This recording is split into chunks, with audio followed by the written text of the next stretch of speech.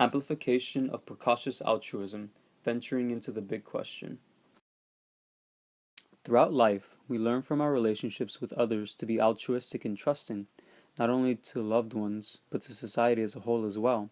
However, there are false beliefs that if one is too altruistic and trusting, they are blinded by their own ability to be fully conscious of themselves and the world around them, and therefore become oblivious to deceptions and injustice.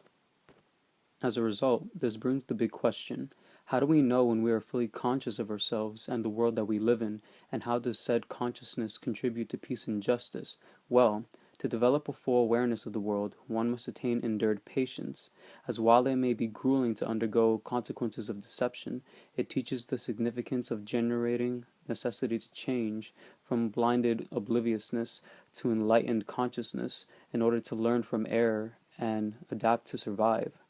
In the story of Psyche and Eros, the big question is demonstrated through Psyche blindly following the ill advice of her sisters to unveil the identity of her husband, Eros. As a consequence of her blindness to her sister's deception, Psyche realized her errors and uncovers her full consciousness, but at the cost of losing a husband and home, essentially leaving her in ruins such as a conquered castle. In another story, The Magic Brocade and the Stone Horse, the big question of full consciousness is demonstrated when the youngest son of the dying widow realizes his brother's selfishness and disregard for their own mother.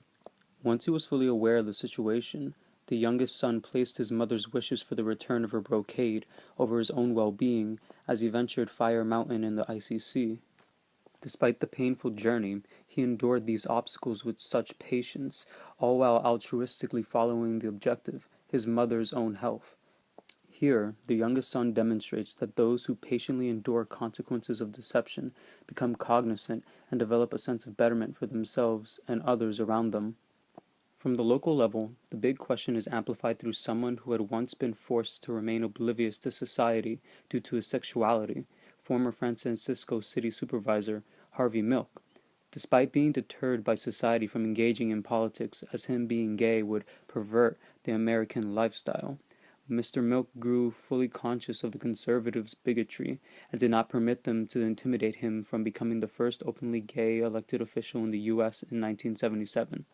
From an individual level, the big question is also amplified through my experience as an oblivious child at a church where I was blinded by the words of bigots. However, once I grew up and found my own identity, I recognized the errors of failing to understand the threat of close-mindedness and escaped the blinding darkness in order to adapt and survive. Similarly, in the Kindly Ghost story, despite Ahmad's altruistic nature, such as freeing hawk and mouse rather than consuming them for his own survival, his nature also blinded his judgment of his greedy brothers when they used his magic pouch he gave them for self-centered intentions.